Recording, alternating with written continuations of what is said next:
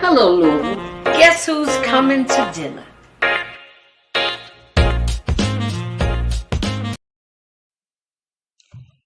Hello, Louisville. Guess who's coming to dinner? Oh, I got a treat for you today. We are celebrating Women's Month, and I've tried to invite some of those outstanding women in our community who are moving and shaking and rocking and rolling and doing things and making things happen. And, we've got a lot going on right now. We've got she's here to tell her story. We've got Women's Month. We've got Bloody Sunday anniversary yesterday. So we're going to talk about all of those things with none other than Miss Shameka Parrish Wright. Hello, my sister. Hi, thank you. Thanks for having me. Glad to have you. I'm excited to have you because I needed some youth up in here. I needed some spirit, some get up, and you got to catch up with me, Miss Janice, because I'm on the move.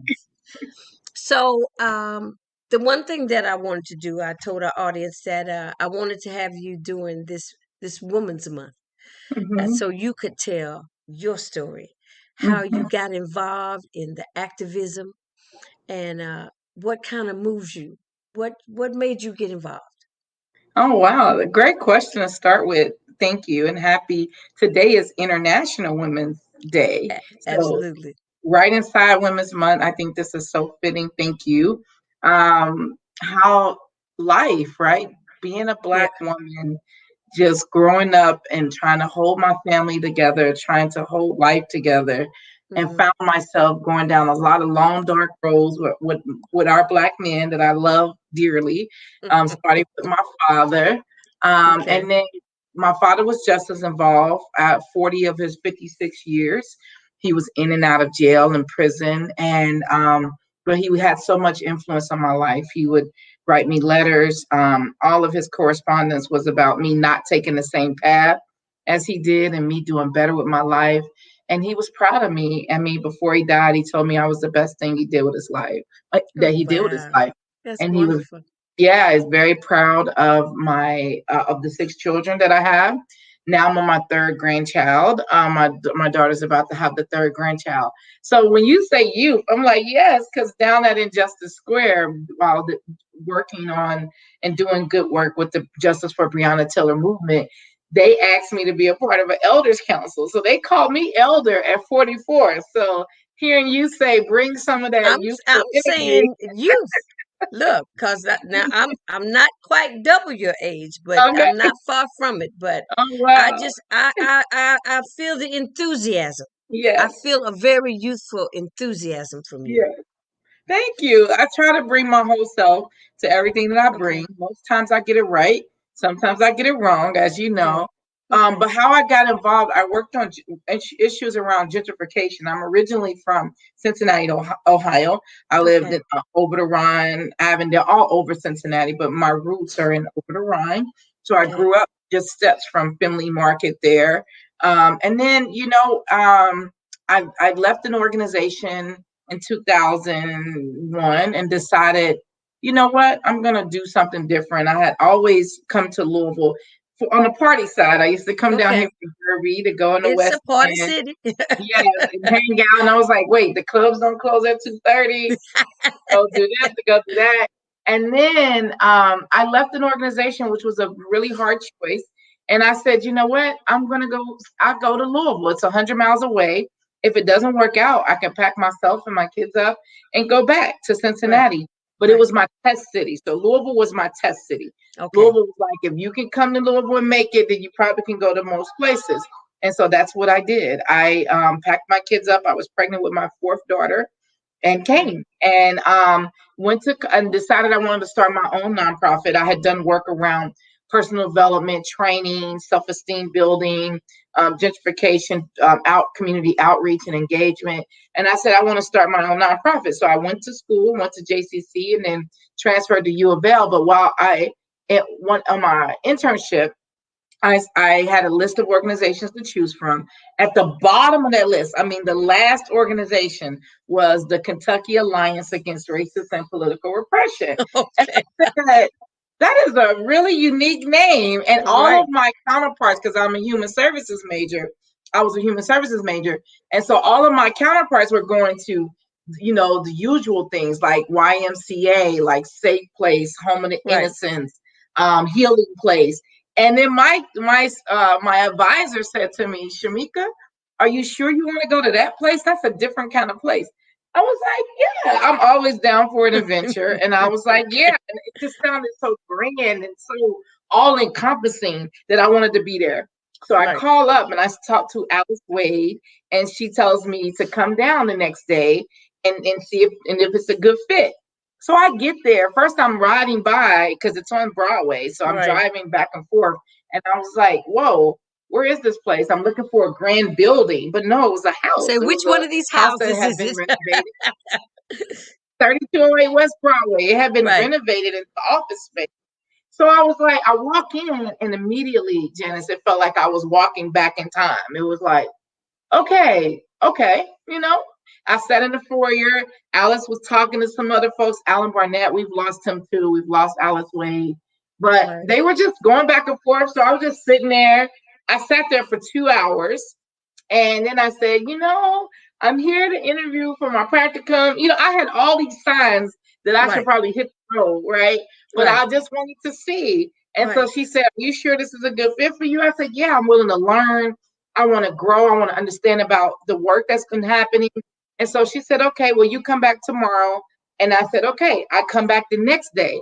And I'm sitting there in the foyer again. And Okay. here comes Ann Braden. She had been teaching at Oh, wow. Kentucky University, and she comes in and she focuses in on her glasses, and she says, "Who are you?" I said, "I'm Shameka. I'm this intern. I've done this work, and here's my resume." And then she was like, "Oh, so you want to come here and do that?" I said, "Yeah." So she was like, "Did you?" I said, "I already met Alice Wade and Alan Barnett yesterday." She gives me a stack of paperwork and tell me to go to the League of Women League Voters. of She Women's. has me go to all these community, and then she has me go to, there was a gentleman who had shot, a police officer shot someone who had been handcuffed and naked in the back. And so I was going to their civil suit just to monitor and see what was going on. And I just fell in love with like the work and the people. I met Dr. Blaine Hudson, who we've lost, Bonnie Hines Right. Hudson, Aletha Fields, Maddie Jones, Rhonda Mathis. The list goes on. Chris Phillips, like all these amazing people who have been around in such rich history. Tom Moffitt, all these amazing people. And so then I was hooked. I was You met doing everything they you told met you the not to do. They soldiers, huh? said, yes, yes. You met the And I was like soldiers. Bob Cunningham. All they told me, the school said, don't stay too long, only do your 20 hours. I was doing 40, 50 hours. I was going home to messages from Ann Braden. And the reason why I bring her up is because you talked about Bloody Sunday. Right. We talked about today is International Women's Day. Well, March 6th is when we lost Ann Braden. We lost her March 6th of 2006. And I remember she wouldn't even let me come to the hospital. I said, I gotta come. We had just worked on a grant to the Kentucky Foundation for Women, and she had me go turn it in, and that's how I met Judy Jennings. But I go to turn it in. I'm on my way home, and I get home, and Carla Wallace is calling me and telling me Ann's in the hospital. What's going on? I'm like, oh, I got to go up there. So Ann calls me, and this is when I had a regular phone. She didn't call my cell phone. She called my Right. house phone. Okay. And she said, you can't come up here. We got work to do. I said, but Ann, what if something happens? You could be dying. She's like, I'm not dying. I don't have time to be dying. I'll be here. You just go and do what you got to do, and I'll see you Monday. And I said, like, told me not to come and she'll see me Monday. And I didn't go, and we lost her, Yeah. and I knew What she an just didn't. inspiration, though, for you. Yeah, that was my Oh, what an inspiration. inspiration for you, man. Yes, yes, Wow. yeah, I knew you were gonna mention her name because yeah. she was like that integral piece that has to be a part of that movement. Just like finally that our Caucasian brothers and sisters finally said they are doing this to them. That's like watching the last night watching Megan. I kept saying to myself, so what were you expecting? I mean, Because you in the land where it's the whitest of the white, like it is woo, it's everything. And look, so they have paid the people to bring us over here. yes. Come on now, don't get me started. So So anyway, you got some white people like Ann Braden, and it's yeah, important to mention her for Women's History Month. She's worked with everyone from Scott King to Rosa Parks to Ella Baker. Her and Carl Braden were organizing, and Angela Davis and Susie Post, all these amazing people. But what I liked about Ann is that she would tell me, like, I see the world through my white eyes. No matter what I do, I still got white eyes. So it's important that I'm actively working because my people, something's wrong with my people. She didn't do hmm, what she did for black people. She did it in liberation of black people. She definitely wanted black people to be free, but she did it because she saw something wrong with her people who were accepting their privilege that the white skin gave them and right, hating black people and brown people and everybody else simply because they thought that sharing of resources of equality would take away from them. And so the right, fact that she turned against her own privilege, she was a Southern Belle. She used to tell me I didn't know if I wanted to be an actress or a writer, you know? She hmm, had so many directions she can go in her life, and she dedicated her life towards the liberation of people, yeah, of black people, but really the liberation of her own people her from own that people, mental slavery that they put themselves in, thinking that black people need to be under them when we deserve everything and more. And so it's just been an amazing journey. And it's not a way where I idolize this white woman. That white woman had flaws. She right, and black women had problems with her in the organization, feeling like she lifted up some of the black men. She had some issues, but what I told them after she died, I said, you all should have brought that up while Ann was alive. Don't right. bring it So on she me could because have, I met her so at she this could have stage. addressed it. Yeah, Exactly. I Address it got then my, and don't attack me and yeah, question my blackness. Like they got to the point where they questioned my blackness because I came in where all of these things had happened and you all didn't bring it up. She now after my internship, she did make me submit a resume and push for me to be hired as an organizer. So I was hired after my internship. I was hired as an alliance organizer, but what happened is once she died, it created a vacuum, like most matriarchs when they right, leave a family, when they leave anything. Black women, period, we hold everything up. So when she died, it created a vacuum. And so everybody's like, so some of the black women who feel like she overlooked them were coming out and they were lashing out against me. And I had to let them know, first of all, you all allowed this to happen. She ghost wrote the movement. She wrote letters for you all. She wrote the press things. She did all of these things consciously and in your favor to the point that when Dick Gregory and Reverend Lewis Coleman, after she passed, Bubba, they called when the Queen was visiting. Queen Elizabeth was visiting here, right, right, and it was just when they started shutting down Derby cruising and all of that. right, And we were fighting against how they were taking that money from the black community. But anyway, they called and I answered the phone because I'm the only staff person. So they right. called the alliance and they said, Shameka, we need a letter. We need a letter to the Queen. And I was like, okay. So Okay, immediately I started researching, found out how you're supposed to address the queen. Then I just like put it together and told her what we were dealing with. And they took my letter, put the Justice Resource Center on the top of it, just yeah. stamp that on the top of it, and they gave it to the news. And they had it delivered to the queen. And so that was Wow. the kind of thing that Ann Braden had been doing. A lot of people didn't know. She was like writing a lot of the communication and the awareness about issues. She was writing a lot of that, and that's good because it's a very important role because how you Right. communicate to the public about your movement makes a difference. So anyway, Makes a a lot of big people don't do difference. that. So you get Dick Gregory and Reverend Lewis Coleman calling you out of the blue and telling you to write a letter to the Write a Queen. I was letter. just like, okay, we'll figure this out.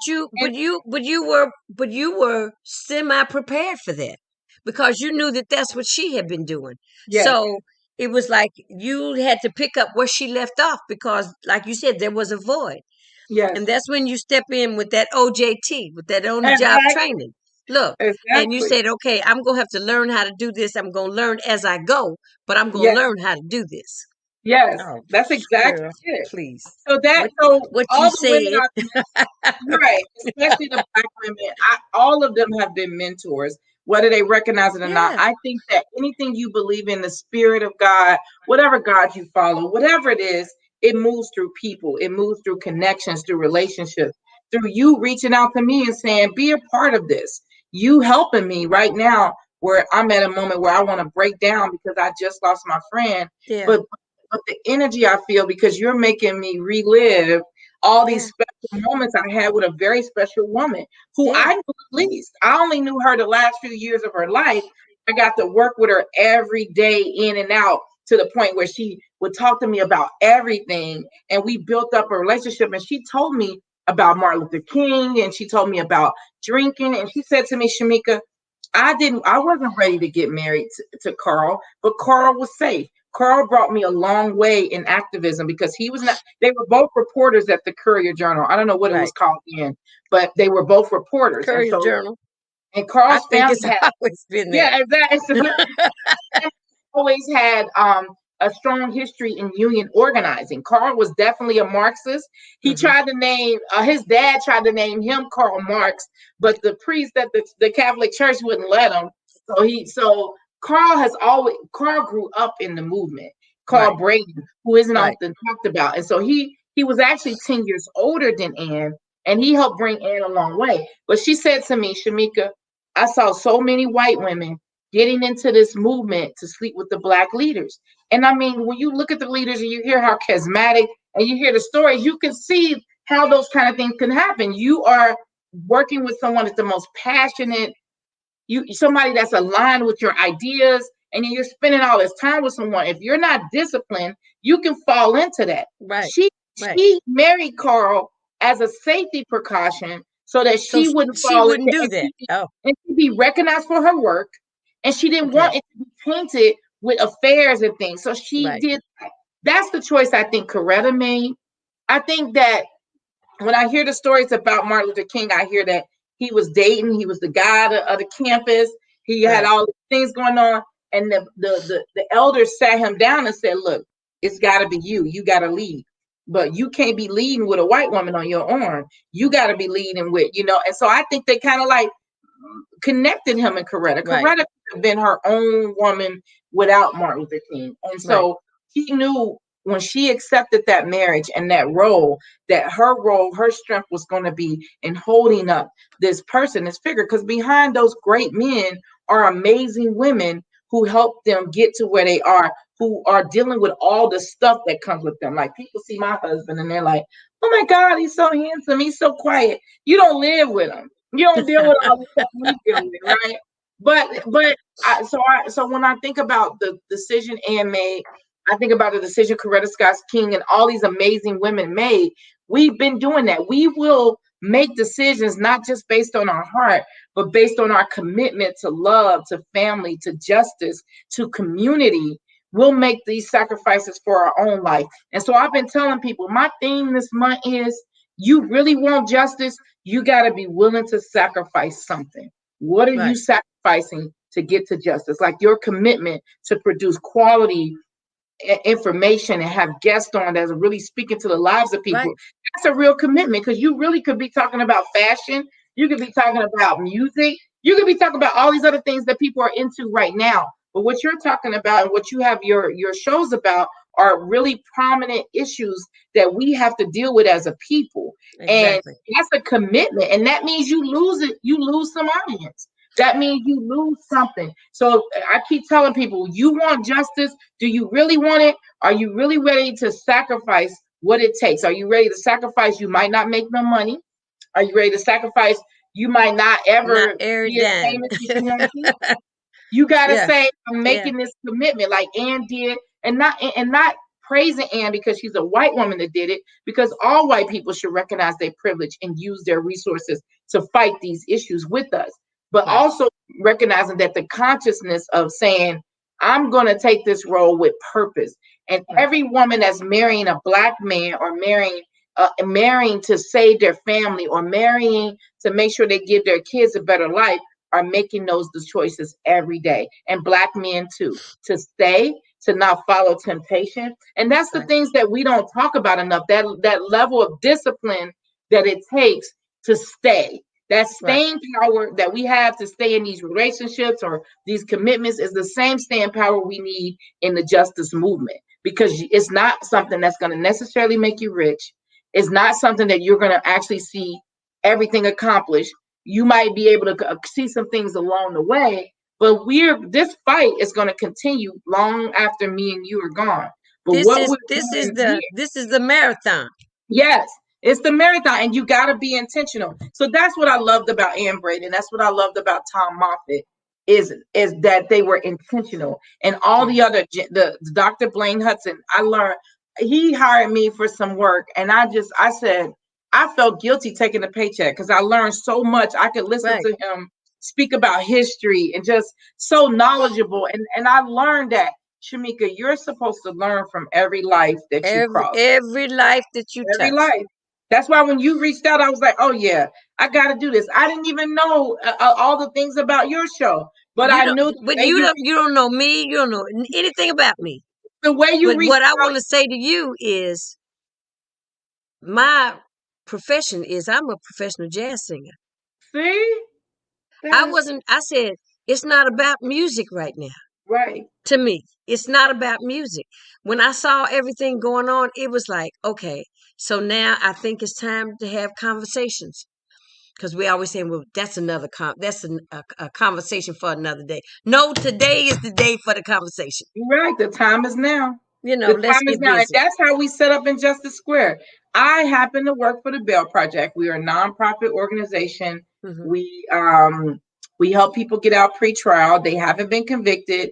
Once we help them get out, we do court reminders. We help make sure they get back to court. So So my wait a minute. So now, what you're talking about is you're going to tell us about the Bail Project, yes, the Bail Project. BAIL, making bail. When you go to jail, you have to make bail. Okay. Yes, yes, BAILPROJECT.org. If people want to learn more about who we are and what we do. I came on board in 2018. Louisville was the third city. We're now in 24 different cities and jurisdictions. We're spreading the work because incarceration, pretrial incarceration is expensive. It's a problem, and it leaves a horrible impact on the children, on the families, on the lives of the people who are incarcerated. But here's my personal note. I was held at 18 in 1995 on an unaffordable cash bail, $10,000 at 10%. And guess what? I was defending myself in a relationship. My fiance, who happens to be the son of a sheriff for 30 years, put his hands on me, and I picked Hmm. up a weapon and fought back. When Okay. I fought back, that changed it. I couldn't file. I couldn't plead self-defense because I picked up a weapon. And with Ohio law, I couldn't do that. So Okay. I found myself in jail 38 days. 38 days. I was 18. I was on my way to college. I already had a 3-year-old child. I was in there, sitting there, not for no other reason. He's out. He got domestic violence and he was out. He came to court. He told the judge he did all these things. And I'm sitting there and literally because I'm poor. It's a pay as you go system. I Right. sit there, and then the public defender contacted me and said, well, you take this plea deal, you can get out. And I said, plea deal to what? I was defending myself. He was like, Hmm. well, you fight it in court. It can take this amount of time and take a long time. You might get an acquittal. I don't know, but you have a weapon you used. And so that can be held against you. And you're facing 8 to 14 years in prison. Oh And I Lord. said, you know what? And I took the 2-year plea deal, 2-year probation, got out. I ain't no looking back. I ain't been in trouble like that since I was arrested for um, the Breonna Taylor protest, trying to Right. get to sanctuary. I haven't been in that situation like that since. And so when I found that out, I just said, what is happening here? Why is this happening? And so anyway, I never would have thought sitting in that jail cell that I'd be doing this kind of work today. I did the same prayer everybody else does and get locked up. God, get me out of here. I'm never coming back, I'll you never know? do this again if you just let me. and especially watching my dad Yeah, yeah. experiencing that with my dad. I'm his only child, so experiencing that with him, I said I didn't want that path. And so once I got out, I went to college. And it ain't been no looking back. That daughter is now 28 and about to have her second child. That's where my third grandchild is Go coming. ahead. But Okay. but still, if you run my fingerprints, that's what comes up. And now that as I'm running for mayor, they'll bring everything up that I've ever done. But You I running stand for strong. mayor? Yes, Mayor of Louisville. And and Go I ahead, stand girl. strong in that decision because at that moment I was scared. I wanted to see my daughter. I didn't have the energy to fight. And those are the kind of decisions we see people make every day with our work. So I was already in those buildings downtown. I was once appointed by the mayor as a human relations commissioner. I always lobbied Metro Council if it was for the teachers, if it's for minimum wage, if it's for housing. I've always been down in that building. I'm at the Hall of Justice because of my work. I'm at the jail because my team and I interview people from the jail. I've been in the mayor's hall. So I said, you know what? The center of our city government is right here at Jefferson Square Park, which nobody cared about. It was Hot Dog Park, right? But Right. protests have happened there before, and I've been in those protests. So I said, you know what? We're going to build a base right here in the middle of city government so they can see, they won't forget. They'll be reminded every day that we want justice for Breonna Taylor and why. And now you got 283 days later, we're still seeking justice. One Right. year, this Saturday is 1 year. March 13th of 2020 Right. is when they killed Breonna Taylor. Now we're going into a new phase of our young people are saying, we're not going back to business as usual. And so now they try to overly arrest us and overly process us. But these young people are not scared, Janice. They're ready to put their bodies on the line for this movement. And I said, you know what? When they made the decision to hire Chief Shields, I said to myself, why do we always reach outside of the box for what we need? There's an amazing woman that's come up through the ranks at LMPD named Levita, who is now being forced to retire, I hear. But why is it that we keep reaching outside of the box instead of promoting somebody from within who In the knows box. the Who language, already knows who the knows problems, the land, exactly, who knows knows the the culture. problem, exactly, who knows the culture, who knows the issues, and she's a black woman too. So interim chief Yvette Gentry didn't want it. Okay, she Right. didn't want to be there. But you have Janice. I mean, I'm sorry, I'm calling her your name. I was You have getting ready to say Levita. now I think I'm it's Levita bad, but I Davis. don't know if I'm that bad. Janice is the person too, right? So you have Levita, who literally could have been promoted up and to be chief and give her that opportunity to help build and heal the city. But Right. no, we go and reach out and we bring a woman in who is not connected. And we think that that's going to give us the answers we need. And that is No. the problem time and time again. And that is why I am running. That's when I made the decision because I was down in Georgia, door knocking in Atlanta for Warnock and Offset. And so Right. I was door knocking with Representative Scott, her daughter, my daughter. We went down there on and like they needed the help and they called out. So we went down there. Representative Scott had went down there before and her daughter for Stacey Abrams and door knock. And I Right. said, I missed that opportunity. I'm going down for this. So we Right. went down and the people were so amazed. They was like, where are you from? We're like, from Louisville. I said, look, we missed our chance to get Mitch out of office in Kentucky. So now we putting our money in your bank and we need you all to get reduce some of that power. If Right. Warnock and myself get in there, that Right. relinquishes some of that power from Mitch. And they were like, we can't believe you drove down here for this. Yes, we Yes. matter. All of our states matter. And everybody know you change the South, you start to change the world.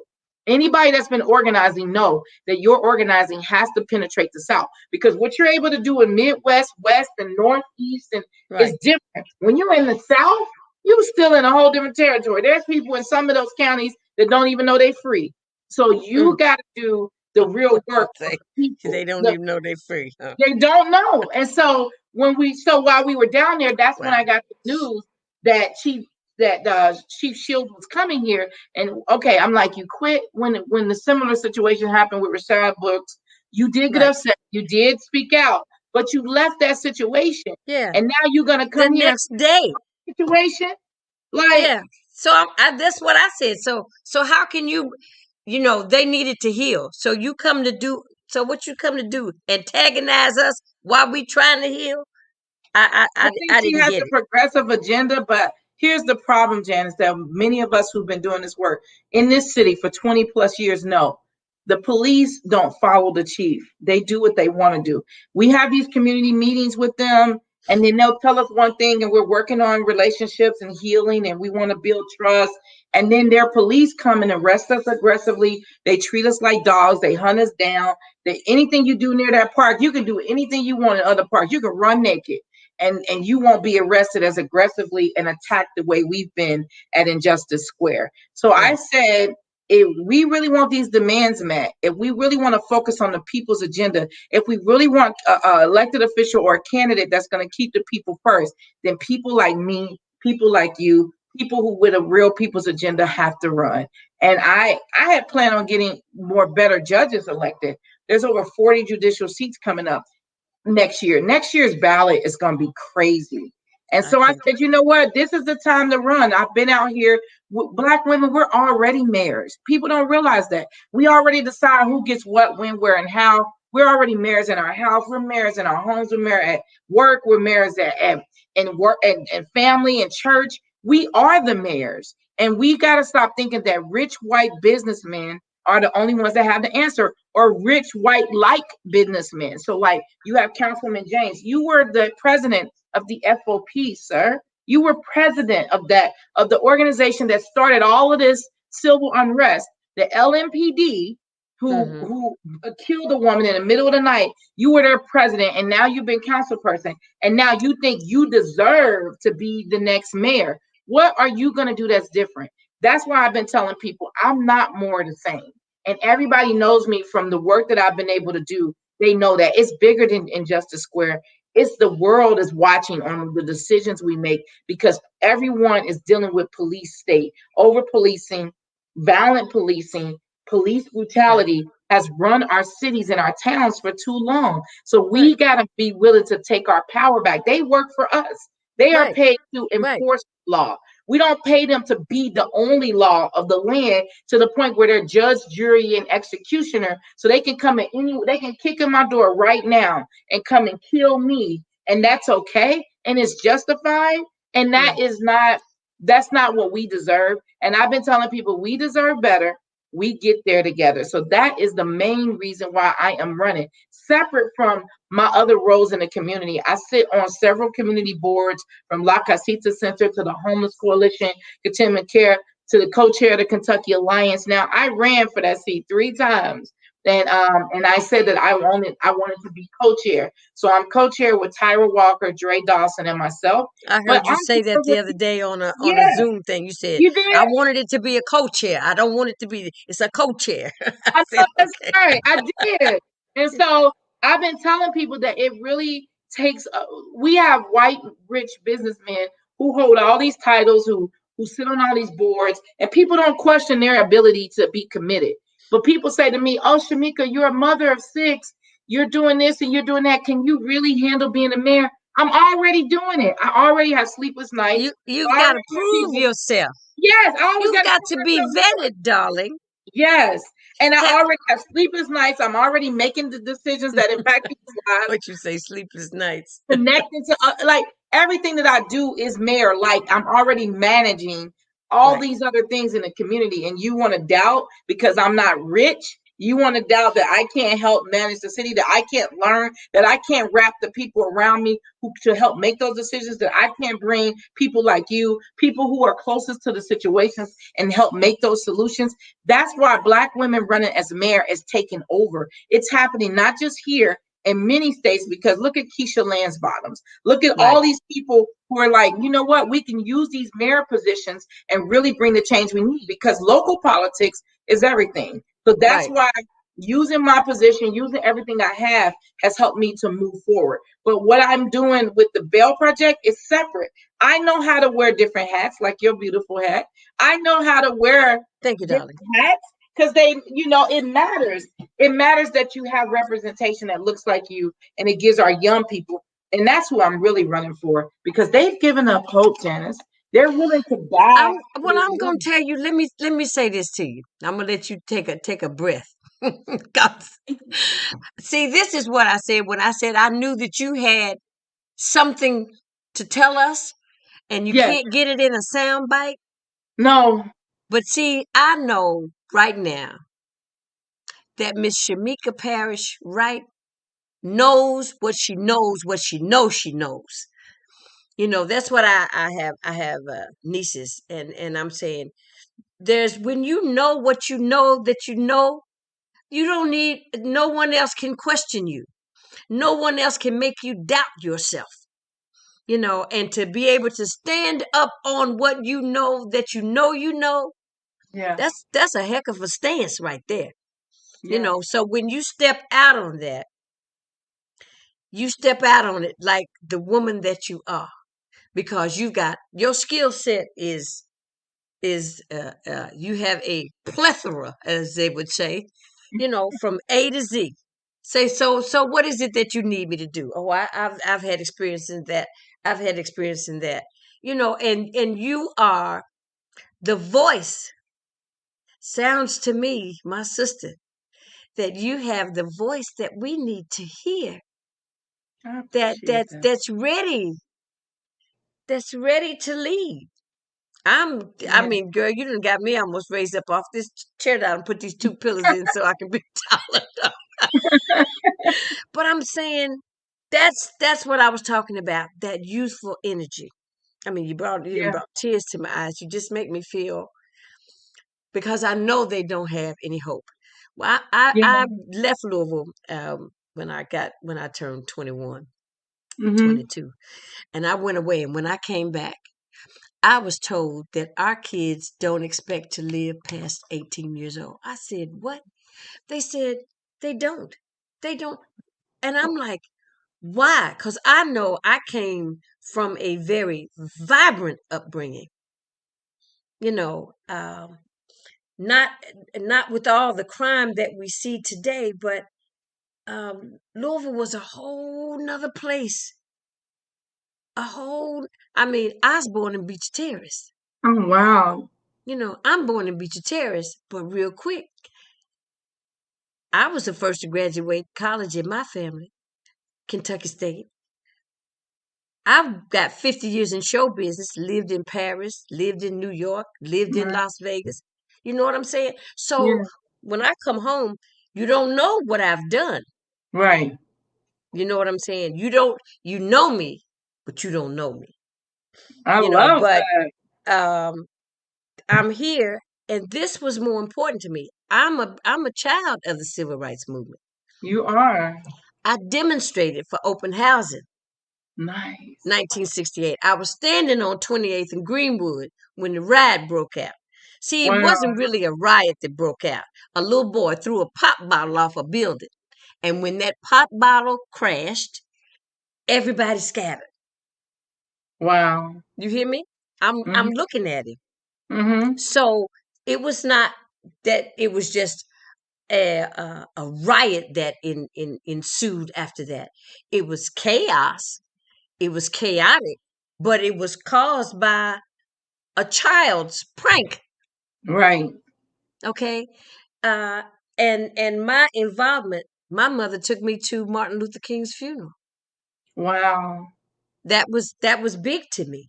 That's And huge. she took me out of school. She said, "You're involved." I used to go to Quinn Chapel up on Ninth and Chestnut. When I get out of school, I say, Mama, I'm going to do my homework. I'm going to catch the bus. I'm going to Quinn Chapel. If I'm not home by 10 o'clock, pick me up at Children's Center. Wow.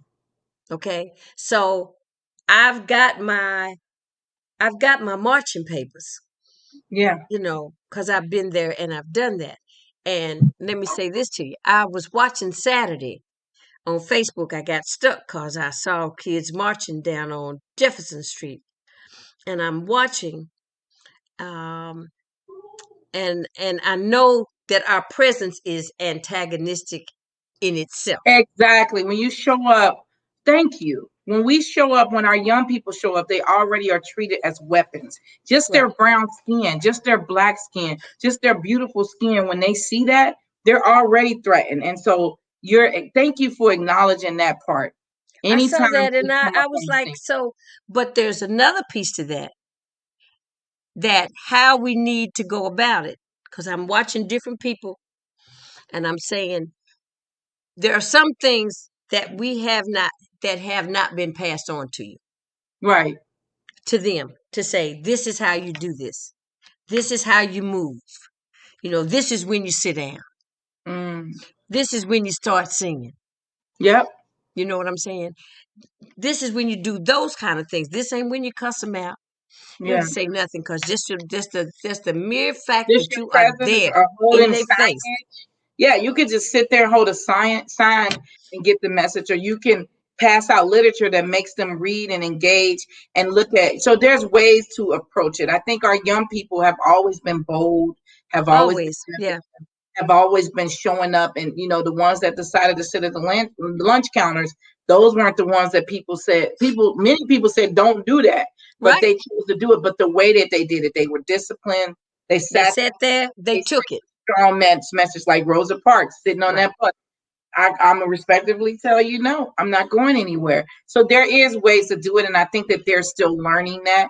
And I Right. think that they did not want that intention. But I will say, the chants that they've been singing and those things, they've been singing those period, and then all summer long. And I Yeah. think that nobody was thinking like, okay, we're around a different audience. Maybe we should change some of those chants and take some of those words. And that I think when that messaging came out, they've been looking to make protesters violent, um, Right. They unorganized. want to change the law that you can't say something to a policeman. Get out of here. Yep.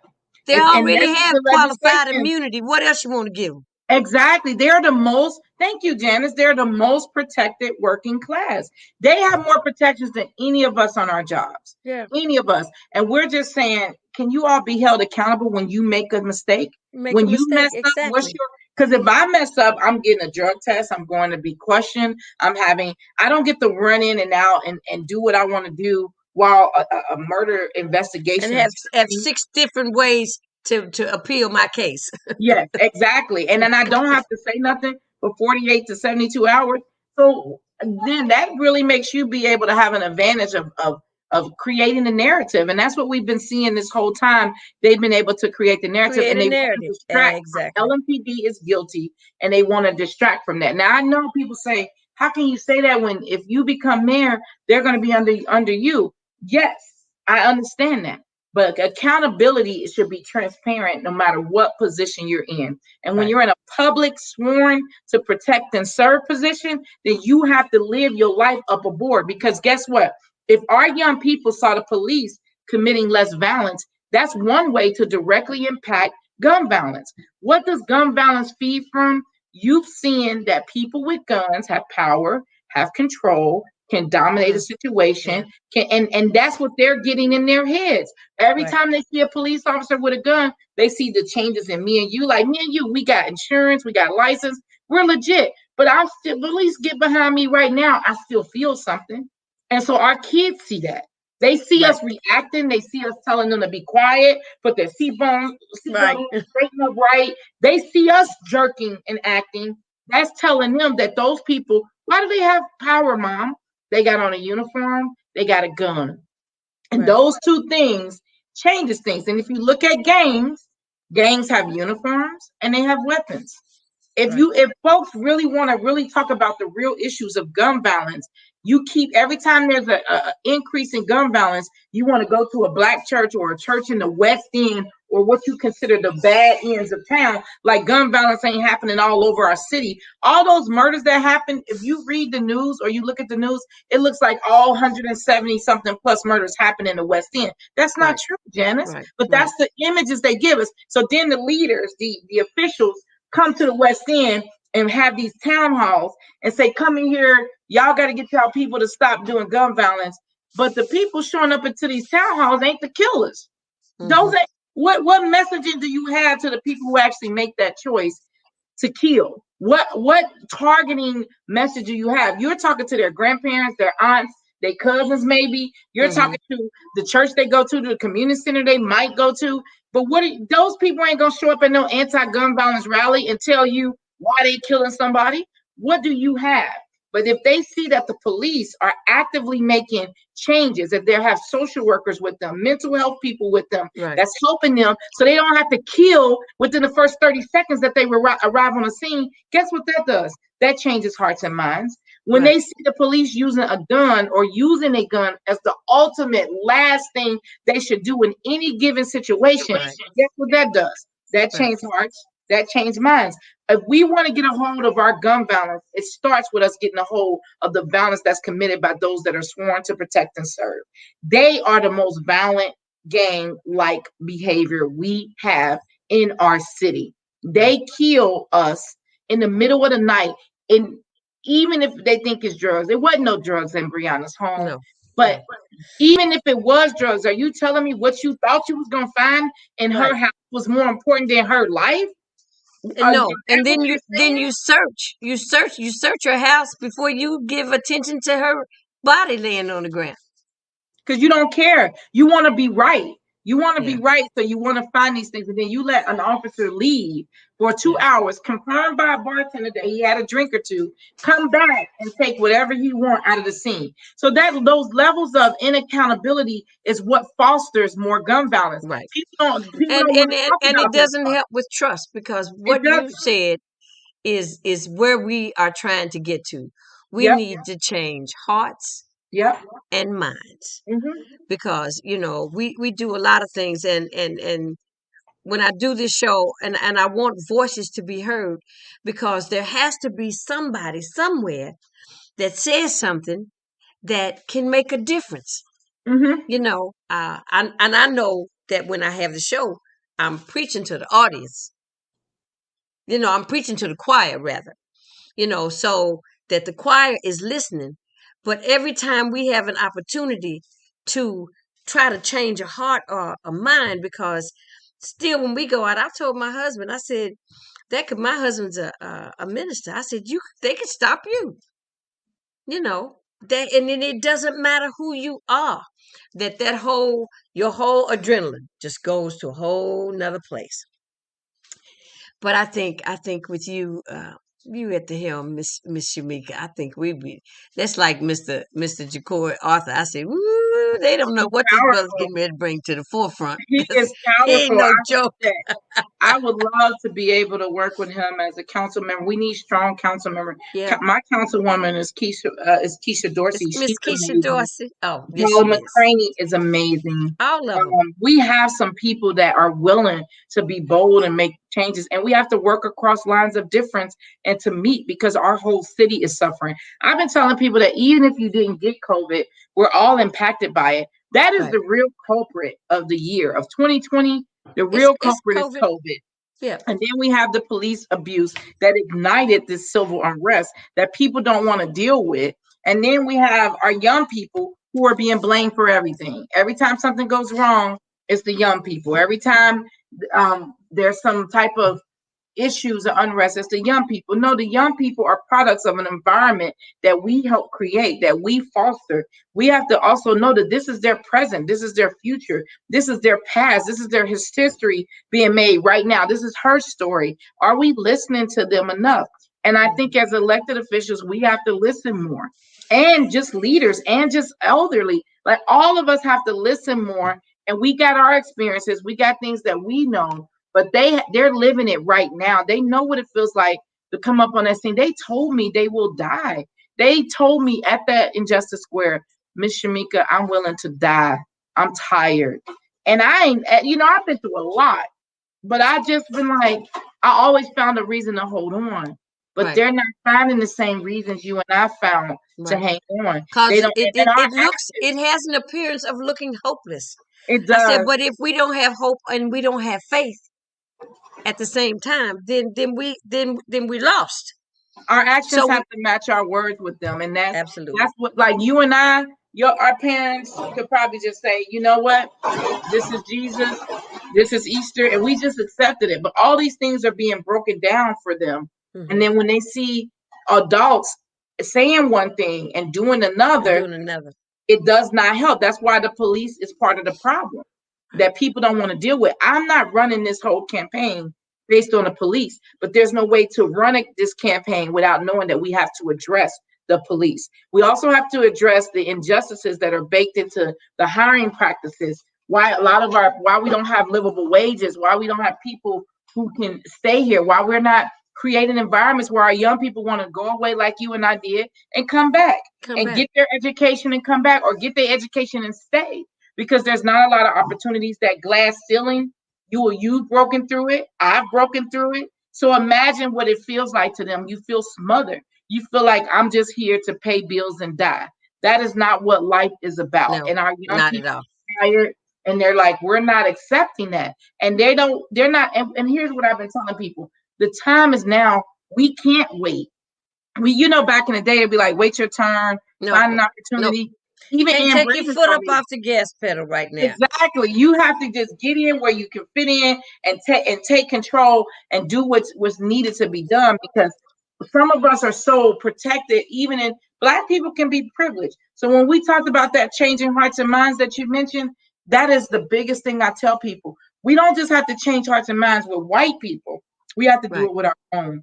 right. The biggest thing we fight with this Breonna Taylor case and with police abuse and police accountability is that people are saying, well, if they just comply, our people, our Black people, if they just comply, they'll be fine. My friend Sam DuBose complied, pulled over, still died at a traffic stop off of a missing license plate that he had in his car. And he showed the officer. The officer came to the car with the gun already cocked. This was just 2015, right around the time Sandra Bland passed Mm-hmm, away. mm-hmm. Came to the car with the gun already cocked. And he started up his car, because back in the day, because I grew up where he was killed at was where he would pick me up for the drive-in. I grew up right at that street on Valencia. And so I knew where he was going. He was going around the corner so he can get to where his family is and know that he has witnesses It's safe. and somebody Yeah, is able to make, because he felt something wasn't right.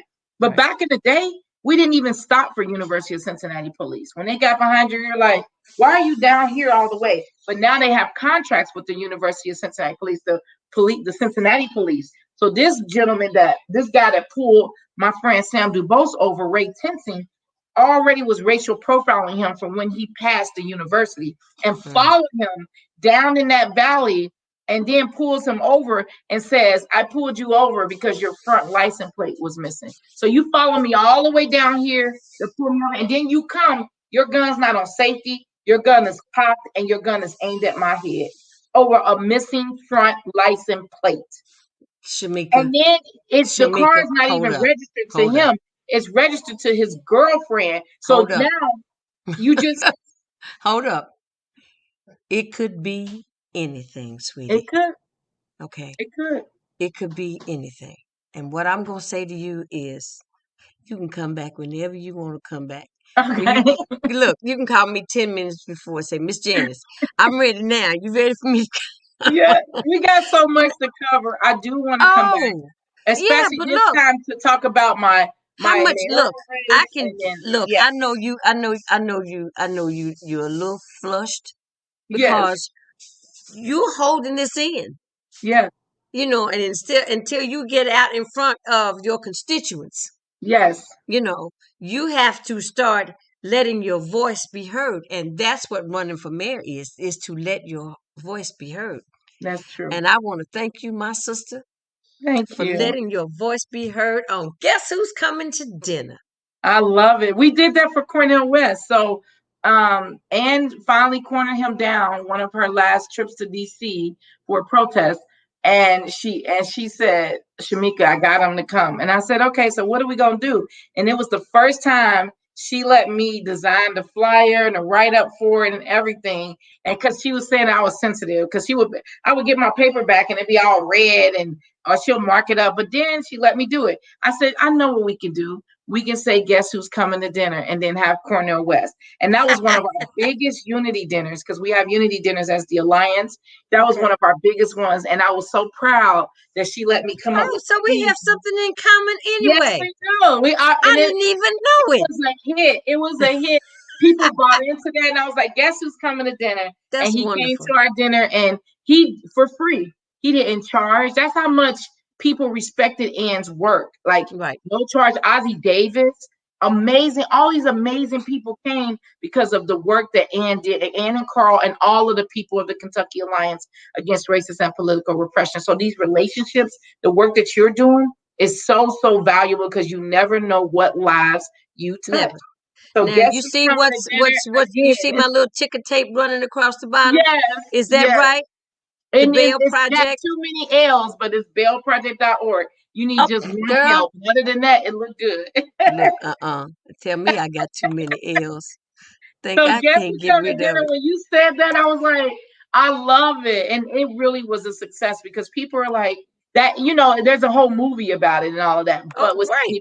yeah. So that's why I went there, because I love it. in actuality, I'm doing this show on the internet because it's supposed to be on a local network affiliate TV show Well, let's call where that we're in the actually pen. going to sit down and have dinner with Yes. prepared by some of these fabulous black chefs I in love it. our city. Yes, Yes. and talk about and I like to say chew it up, Yes. you know. The time is now. We got to do it. But thank you so much. I know you were having a rough day and a rough I time. was. I You was. you you you brightened up my day, and I hope Thank I you. gave you a little boost, make you feel a little better. And Thank you. And I tell want people you to to visit stay. KentuckyAlliance.org. And if they want to add something about the Justice for Breonna Taylor movement, a meme, a quote, a poem, go to WeGetThereTogether.com and they can We submit get there that. together. .com. Yep. Okay, This is I'm gonna put another post up with your picture on it with thank all you. that information on it, Thank so I can send you. it out. You're fabulous. Thanks, love. You take care, okay? You're fabulous, and thank you so much for coming. And God bless you, child. You too. If you Bye. need me, holla. I will. Bye, love. All right, sweetie. Wow. Now that was Miss Shameka Parrish Wright with the Kentucky Alliance for Racial Justice and Repression. I guess I said that right. I probably didn't say it right. For the Kentucky Alliance. She's running for mayor. So I think we need to pay attention and to hear what she has to say. She's got a lot on her plate. She's seen a lot. She's been involved. She's been on the front lines. She's that people person in the community that knows about the community, knows kind of what the community needs, and that's somebody that we need to lead us. I think she has excellent leadership skills, potential, all of that. She is all of that. I enjoyed her. She just energized me. So, this is today is Monday. Friday, we're going to have Representative Pamela Stevenson, and she'll be on, and we'll get to know her a little bit better. So, until then, guess who's coming to dinner? Bon appetit. This is JC. See you later.